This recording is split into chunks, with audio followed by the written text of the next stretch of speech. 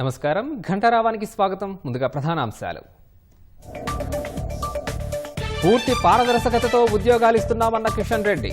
రోజ్గార్ మేళాలో నియామక పత్రాలు అందజేసిన కేంద్ర మంత్రి.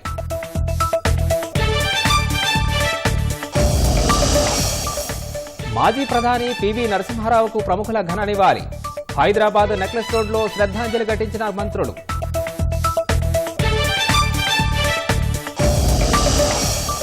హైదరాబాద్ రాయదుర్గంలో బైక్ను ఢీకొన్న కారు. ప్రమాదంలో కామారెడ్డికి చెందిన సాఫ్ట్వేర్ ఉద్యోగి శ్రీవాణి మృతి.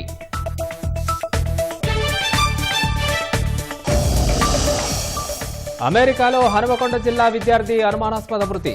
కన్నీరు మున్నీరుగా విలపిస్తోన్న యువకుని తల్లిదండ్రులు.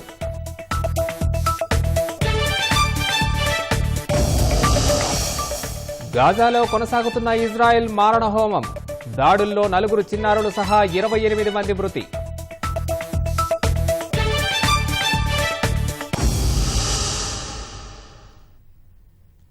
ఫార్ములా ఈ రేస్ కేసులో ఏసీబీ దర్యాప్తు ముమ్మరం చేయనుంది.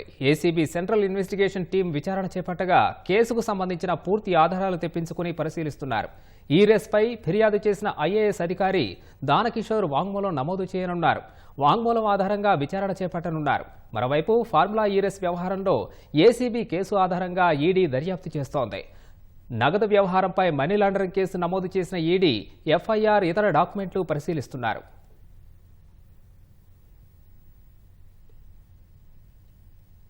బహుభాషా కోవిదులు మాజీ ప్రధాని దివంగత పివి నరసింహారావు సేవలు చిరస్మరణీయమని మంత్రులు శ్రీధరబాబు, పొన్నం ప్రభాకర్ కొనియాడారు. హైదరాబాద్ నెక్లెస్ రోడ్లో పివి నరసింహారావు 20వ వర్ధంతి సందర్భంగా మంత్రులు పుష్పాంజలి ఘటించారు. విద్యను అందరికీ అందించాలి, విద్యతోనే వ్యక్తిత్వాలు మెరుగుపడతాయని విశ్వసించి విద్యారంగంలో అనేక సంస్కరణలు తీసుకొచ్చిన ఘనత పీవీకే దక్కుతుందని మంత్రి శ్రీధరబాబు అన్నారు. నరసింహారావు ఇచ్చిన మార్గదర్శకాలు నేటి యువత అవలంబించాలని పొన్నం ప్రభాకర్ సూచించారు.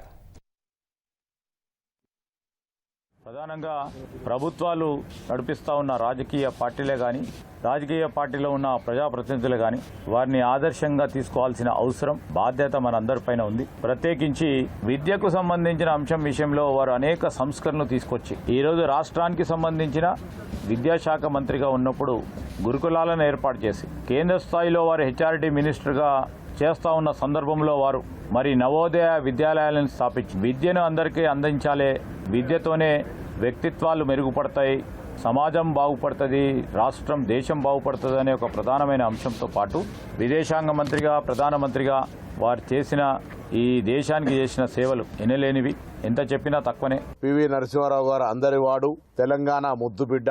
వారు అంత అత్యున్నత స్థానానికి ఎదగడం మనందరికీ ఎప్పటికీ గర్వకారణం. వారు ఇచ్చినటువంటి మార్గదర్శకత్వాన్ని ఈనాటి యువత అవలంబించినట్టయితే తప్పకుండా అందరూ కూడా సన్మార్గంలో నడుస్తారు. బహుభాషా కోవిదుడిగా, అపార జ్ఞానంతోటి, అపర చాణక్యుడిగా అనేక రకాలుగా రాజకీయాల లోపల పదవులు తన దగ్గరికి ఉరికొచ్చే విధంగా మౌనముని అంటూనే ప్రపంచంలో అత్యున్నతమైనటువంటి ప్రజాస్వామిక భారతదేశ ప్రధానమంత్రి కావడం అనేటువంటిది ఒక మారుమూల ప్రాంత గ్రామం నుంచి ఇది వారికి సంబంధించినటువంటి ఒక జ్ఞాన సంపదకు నిదర్శనం. యాదగిరిగుట్ట జిల్లా వంగపల్లి వద్ద పెను ప్రమాదం తప్పింది. హైదరాబాద్ నుంచి వరంగల్ వైపు వెళ్తున్న సూపర్ లగ్జరీ బస్సు అదుపు తప్పి వంగపల్లి వద్ద నిర్మాణంలో ఉన్న అండర్ పాస్ ను ఢీకొట్టింది. కానీ ఇనుప చువ్వలను ఢీకొని బస్సు నిలిచిపోవడంతో పెను ప్రమాదం తప్పింది. ప్రమాదం సమయంలో బస్సులో 30 మందికి పైగా ప్రయాణికులు ఉన్నారు. ప్రాణాపాయం తప్పడంతో అంతా ఊపిరి పీల్చుకున్నారు.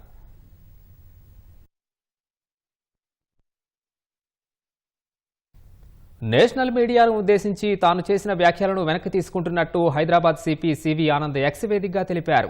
సంధ్యా థియేటర్ ఘటనపై జాతీయ మీడియా ప్రశ్నలు అడిగినప్పుడు తాను సహనాన్ని కోల్పోయానంటూ ఆయన వెల్లడించారు. సంధ్యా థియేటర్ వద్ద అసలేం జరిగిందో తెలుపుతూ నగర పోలీస్ కమిషనర్ సివి ఆనంద్ వార్షిక మీడియా సమావేశం వివరాలను వెల్లడించారు. ఈ క్రమంలో మీడియా ప్రశ్నలు అడిగినప్పుడు జాతీయ మీడియా ఈ ఘటనకు మద్దతిస్తుందంటూ వ్యాఖ్యానించారు. ఈ వ్యాఖ్యలపై విమర్శలు రావడంతో జాతీయ మీడియాపై చేసిన వ్యాఖ్యలను వెనక్కి తీసుకుంటున్నట్లు వెల్లడించారు.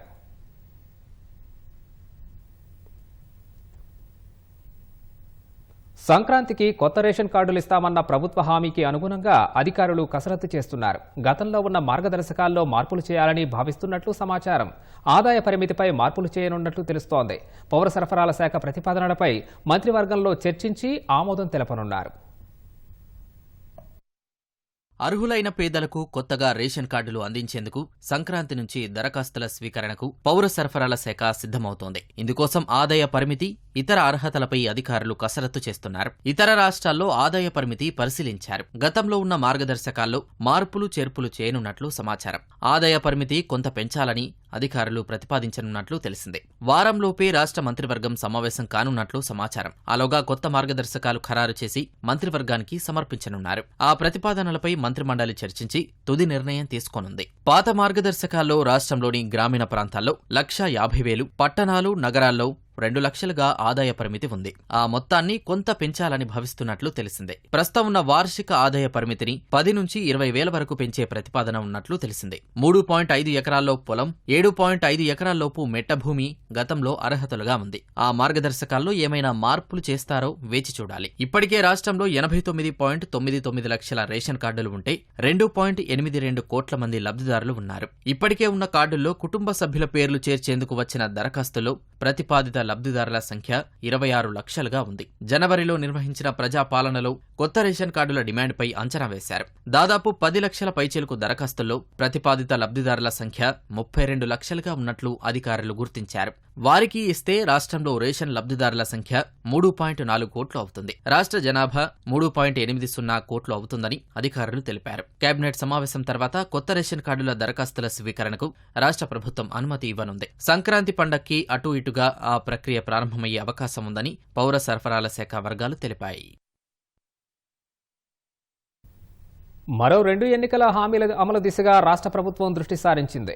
ఈ నెలలో నిరుపేదల నగదుకు బదిలీకి, సంక్రాంతికి రైతు భరోసా పథకాల అమలుపై సర్కారు తీవ్రంగా కసరత్తు చేస్తోంది.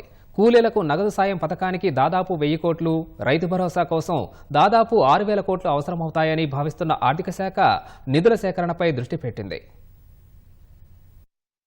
భూమి లేని నిరుపేదలకు నగదు బదిలీ, అన్నదాతలకు రైతు భరోసా పథకాల అమలుపై ప్రభుత్వం దృష్టి సారించింది. వ్యవసాయ భూమి లేకుండా కేవలం కూలి పనులతో జీవిస్తున్న అత్యంత నిరుపేదలకు ఆర్థిక సాయం చేసే పథకాన్ని ఈ నెలలోనే ప్రారంభించనున్నారు. రాష్ట్రంలో 1.16 కోట్ల కుటుంబాలు ఉన్నాయని ఇటీవల నిర్వహించిన ఇంటింటి సర్వేలో తేలింది. పట్టాదారు పాసు పుస్తకాలున్న రైతులు 70 లక్షల మంది ఉన్నట్లు రెవెన్యూ రికార్డులు చెప్తున్నాయి. మిగిలిన 46 లక్షల కుటుంబాలకు భూమి లేనట్టే అన్న ప్రభుత్వం అందులోని నిరుపేదల్ని గుర్తించేందుకు జాతీయ ఉపాధి హామీ కూలీ గుర్తింపు కార్డును ప్రాతిపదికగా తీసుకోవాలని యోచిస్తోంది. రాష్ట్రంలో మొత్తం 53 లక్షల మందికి ఉపాధి హామీ గుర్తింపు కార్డులు ఉన్నా వారిలో 32 లక్షల మంది మాత్రమే రోజూ కూలీకి వెళుతున్నట్లు సమాచారం. ఉపాధి హామీ కార్డుదారుల్లో వ్యవసాయ భూమి లేని వారు దాదాపు 15 లక్షల నుంచి 16 లక్షల వరకు ఉండొచ్చని అంచనా. వారికి 6,000 చొప్పున నగదు బదిలీ కోసం దాదాపు 1,000 కోట్ల వరకు అవసరమని ఆర్థిక శాఖ అంచనా. ప్రభుత్వం ఏ ప్రాతిపదికన లబ్ధిదారుల్ని ఖరారు చేస్తుందన్నది కసరత్తు పూర్తయితే గాని స్పష్టత రాదు.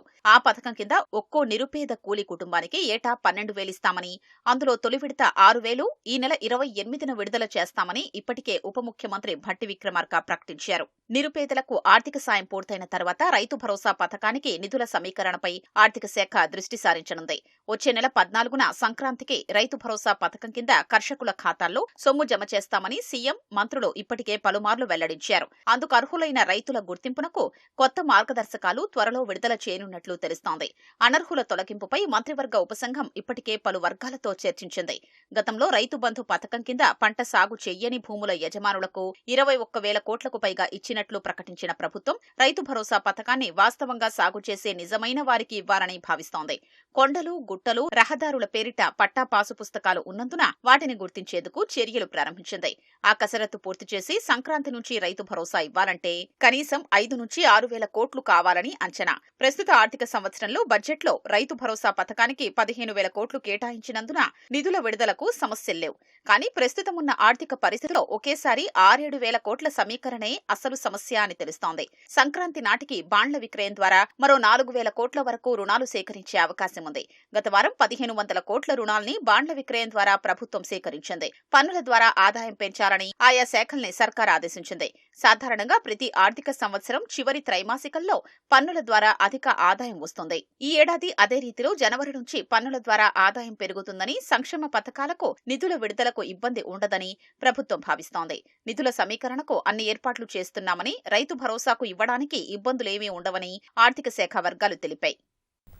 ఉత్తరప్రదేశ్లోని పిలిభిత్ జిల్లా పురాన్పూర్లో పంజాబ్, యూపీ పోలీసుల సంయుక్త ఎన్కౌంటర్లో 3 ఖలిస్తానీ ఉగ్రవాదులు హతమయ్యారు.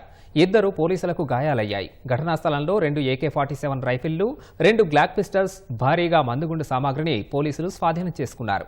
పంజాబ్లోని గురుదాసపూర్లో గతంలో ఓ పోలీస్ చెక్పోస్టుపై ఈ ఉగ్రవాదులు గ్రెనేడ్ దాడికి పాల్పడ్డట్లు పోలీసులు తెలిపారు. నిందితులను గురుదాస్పూర్కు చెందిన గుర్వీందర్ సింగ్, వీరేంద్ర సింగ్, జస్ప్రీత్ సింగ్గా గుర్తించారు. తొలుత ఎన్కౌంటర్లో ఖలిస్తానీ ఉగ్రవాదులు గాయపడగా పురాన్పూర్లోని ప్రభుత్వాసుపత్రికి తరలించారు. తర్వాత వారు మరణించినట్లు పోలీసులు ప్రకటించారు. ఎన్కౌంటర్పై పంజాబ్ డీజీపీ గౌరవ్ యాదవ్ ట్వీట్ చేశారు. పాక్ ప్రాయోజిత ఖలిస్తాన్ జిందాబాద్ ఫోర్స్ టెర్రర్ మాడ్యూల్కు వ్యతిరేకంగా యూపీ, పంజాబ్ పోలీసుల సంయుక్త ఆపరేషన్ నిర్వహించారని చెప్పారు. ఈ క్రమంలో పోలీసులపై నిందితులు కాల్పులు జరపడంతో ఎదురు కాల్పులు చోటు చేసుకున్నట్లు వివరించారు. జమ్మూ కశ్మీర్లో శీతలగాలులు విజృంభిస్తున్నాయి. ఉష్ణోగ్రతలు పడిపోవడం, తీవ్రమైన చలి కారణంగా శ్రీనగర్లోని ప్రఖ్యాత దాల్ సరస్సు ఉపరితలం గడ్డకట్టింది. భారత వాతావరణ విభాగం IMD ప్రకారం కశ్మీర్ లోయలో కనిష్ట ఉష్ణోగ్రత -7 డిగ్రీల సెల్సియస్గా, గరిష్ట ఉష్ణోగ్రత 7 డిగ్రీల సెల్సియస్గా నమోదయ్యాయి. శీతల వాతావరణం నుంచి ఉపశమనం పొందేందుకు ప్రజలు చలిమంటలు ఏర్పాటు చేసుకుంటున్నారు.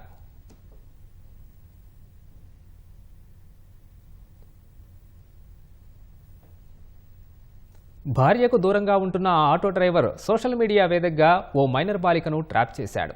ఇంటి నుంచి బయటకు వచ్చేలా చేసి ఓ గదిలో బంధించాడు. ఆమెను విడిపించుకునేందుకు భర్తతో కలిసి బాలిక తల్లి నిందితుణ్ణి హనీ ట్రాప్ చేసింది. చివరకు కనీ పెంచిన మమకారం ఆ తల్లిదండ్రుల్ని హంతకులుగా మార్చింది. 2023లో నమోదైన మిస్సింగ్ కేసు ఛేదించిన పోలీసులకు విస్తుపోయే విషయాలు వెలుగులోకి వచ్చాయి.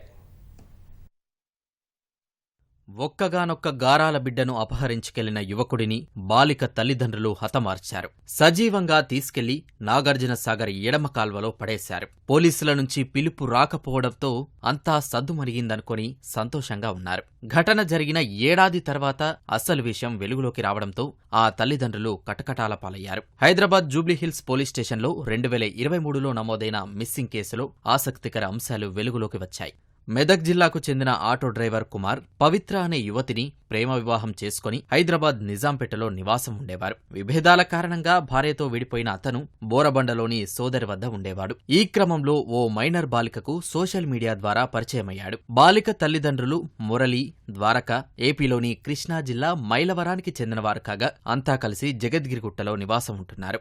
ఈ నేపథ్యంలోనే కుమార్ మాయమాటలు నమ్మిన బాలిక ఇంట్లో నుంచి బయటకు వచ్చింది. ఆమెను అమీర్పేట పరిధిలోని ఎల్లారెడ్డిగూడలో ఓ గది అద్దెకు తీసుకుని ఉంచాడు. ఇంటి నుంచి వెళ్లిపోయిన కుమార్తె కనిపించకపోవడంతో బంధువుల వద్ద వెతికిన తల్లిదండ్రులు పరువు పోతుందనే భయంతో పోలీసులకు ఫిర్యాదు చేయలేదు. ఇక గదిలో ఉంచిన బాలికపై కుమార్ లైంగిక దాడికి యత్నించడంతో తప్పించుకున్న ఆమె బాలానగర్ పోలీసులకు కనిపించింది. అనాథరని చెప్పడంతో పోలీసులు ఆమెను నింబోలి అడ్డాలోని ప్రత్యేక శిబిరానికి తరలించారు. కరోనా సమయంలో చదువుకునేందుకు తమ కుమార్తెకు ఇచ్చిన ట్యాబ్ను బాలిక తల్లిదండ్రులు పరిశీలించారు. వాట్సాప్, స్నాప్చాట్, ఇన్స్టాగ్రామ్ తదితర మాధ్యమాల్లో వివరాలు సేకరించగా కుమార్ అనే వ్యక్తితో తరచూ చాట్ చేస్తున్నట్లు గుర్తించారు.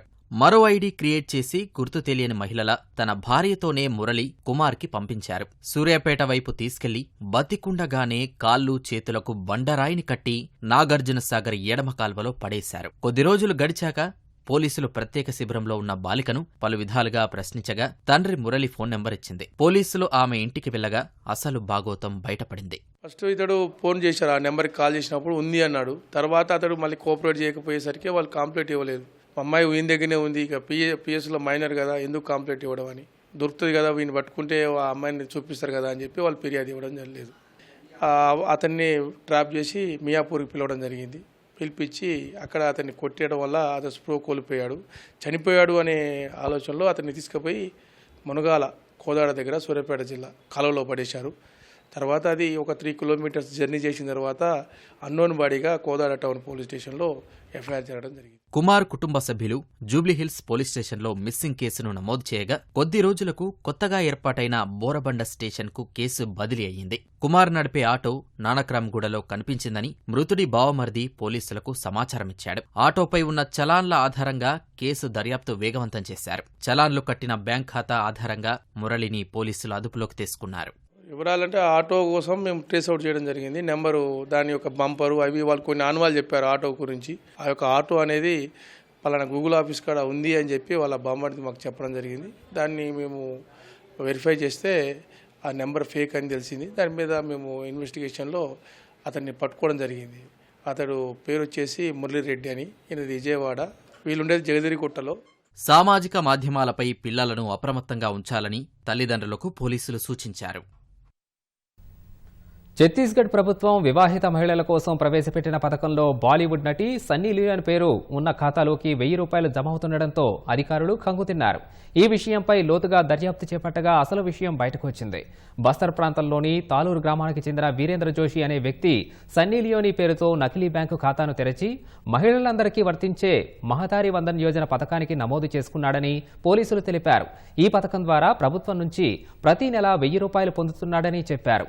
నిందితుడిపై కేసు నమోదు చేశామని, పథకంలో అర్హులైన లబ్ధిదారుల వెరిఫికేషన్కు బాధ్యులైన అధికారులను కూడా విచారిస్తున్నామని పోలీసులు వెల్లడించారు. ఈ ఘటన వెలుగులోకి రావడంతో అధికార బీజేపీపై విపక్ష కాంగ్రెస్ విమర్శలు గుప్పించింది.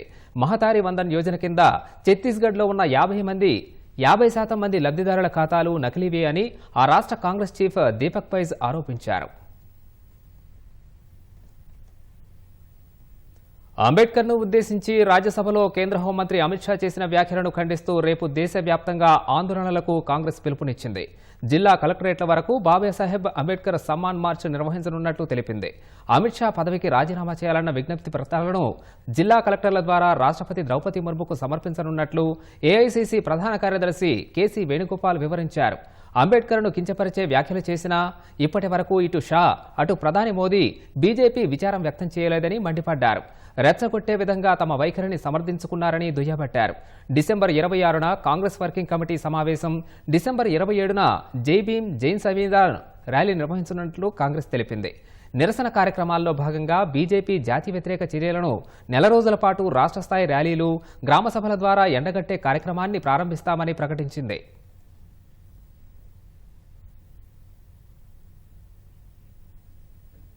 హైదరాబాద్ పోలీసు కమిషనరేట్లో గతేడాదితో పోలిస్తే నేరాల సంఖ్య పెరిగినా సమర్థంగా కట్టడి చేస్తున్నట్లు పోలీసులు తెలిపారు.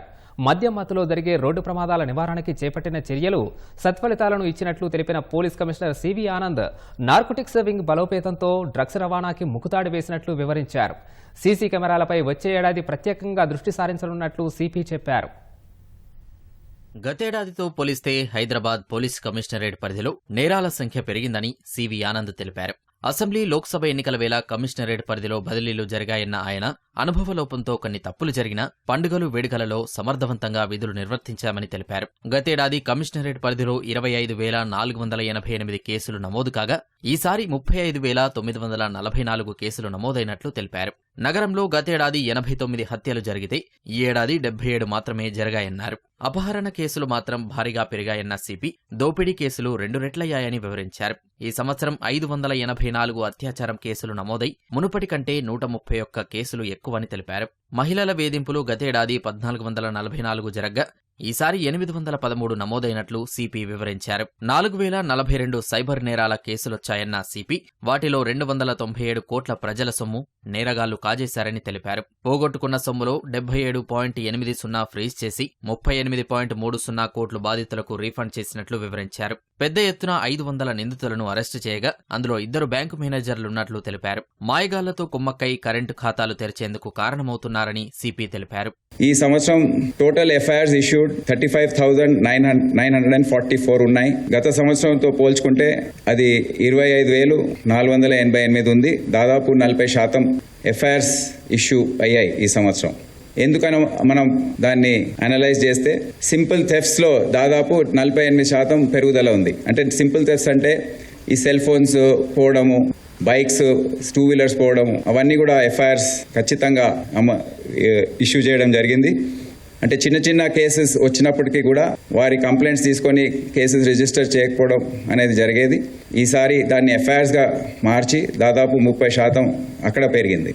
ముత్యాలమ్మ ఇన్సిడెంట్ తర్వాత రోడ్డు పైన shelterless people, homeless people, abandoned people ఎవరైతే ఉన్నారో వారందరినీ కూడా సర్వే చేసి స్టేషన్ వారీగా వారు ఎందుకున్నారు, ఎక్కడున్నారు, తీవ్రమైన కేసెస్ ని మెంటల్ హాస్పిటల్ కి తరలించి చర్యలు తీసుకోవడం. ఎందుకంటే వారి ద్వారా ఇటువంటి టెంపుల్స్ లో వెళ్లడము, మస్జిద్ లో వెళ్లడం, ఇటువంటి సంఘటనలు జరగడంతో ఉద్రిక్త పరిస్థితులు ఏర్పడ్డాయి కొన్ని సందర్భాల్లో. అందుకే ఆ చర్యలు తీసుకోవడం జరిగింది.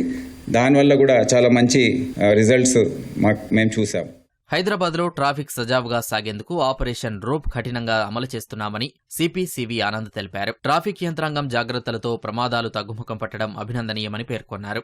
మద్యం మత్తులో జరిగే రోడ్డు ప్రమాదాలను కట్టడి చేసేందుకు చేపట్టిన డ్రంక్ అండ్ డ్రైవ్ తనిఖీలు సానుకూల ఫలితాలనిచ్చాయని తెలిపారు. రోడ్డు ప్రమాదాల్లో మరణాలు 40% తగ్గాయని సిపి చెప్పారు. ఈ ఏడాది ఆర్థిక నేరాలపై 248 కేసుల్లో బాధితులు 1036 కోట్లు నష్టపోయారని డీసీపీ శ్వేత తెలిపారు. ధన్వంతరి ఇంటర్నేషనల్ ఫౌండేషన్ ట్రస్ట్ కేసులో 4112, డీకేజెడ్ కంపెనీలో పెట్టుబడితో 3500 మంది నష్టపోయినట్లు వివరించారు. వాటిలో 32,424 కోట్ల విలువైన ఆస్తులను అటాచ్ చేసినట్లు సిసిఎస్ డీసీపీ శ్వేత తెలిపారు.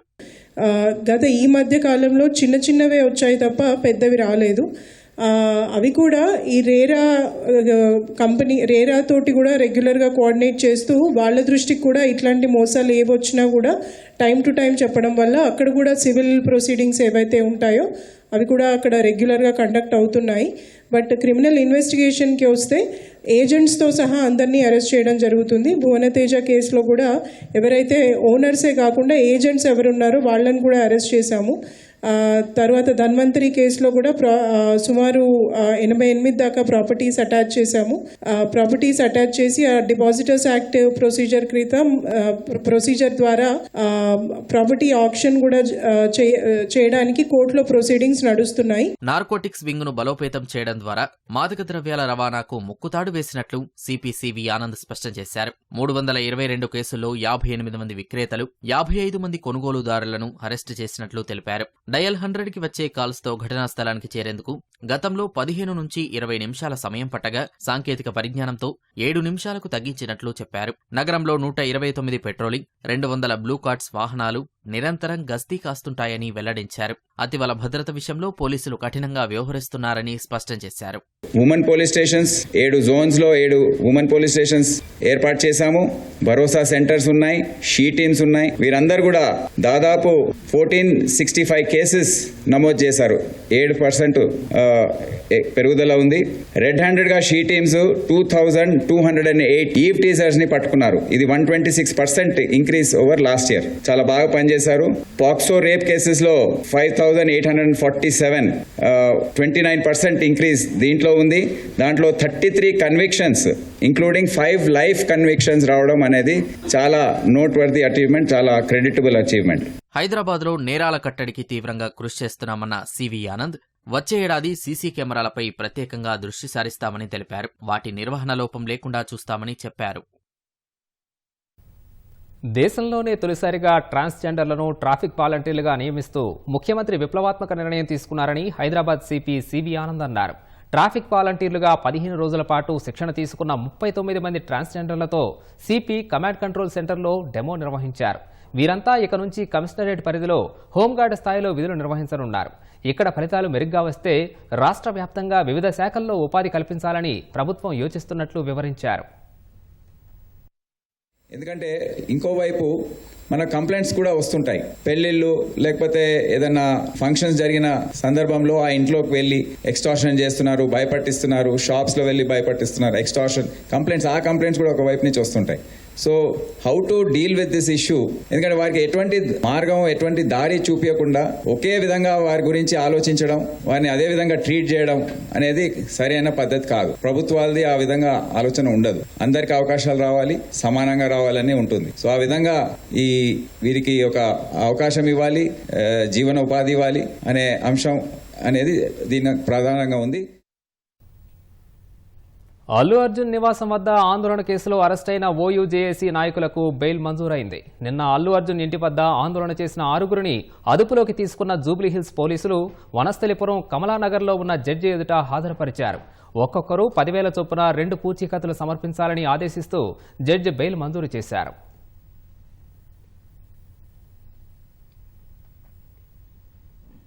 ఉన్నత చదువుల కోసం అమెరికాకు వెళ్లిన తెలంగాణ విద్యార్థి అనుమానాస్పద స్థితిలో మృతి చెందాడు. హనుమకొండ జిల్లా మాదన్నపేటకు చెందిన వంశీ 2023 జులైలో అమెరికాలోని మిన్నెసోటాకు వెళ్లారు. అక్కడ ఎంఎస్ చదువుతూ ఇటీవల పార్ట్ టైం ఉద్యోగంలో చేరాడు. వంశీ అద్దెకు ఉంటున్న అపార్ట్మెంట్లోని సెల్లార్లో నిలిపిన కారు సీటులో వంశీ మృతి చెందినట్లు ఆ అపార్ట్మెంట్లోనే ఉంటున్న హనుమకొండ యువకులు గుర్తించారు. వంశీ కుటుంబ సభ్యులకు సమాచారాన్ని అందించారు. మరణ వార్త తెలుసుకున్న రాజయ్య, లలిత దంపతుల రోదనలు మిన్నంటాయి.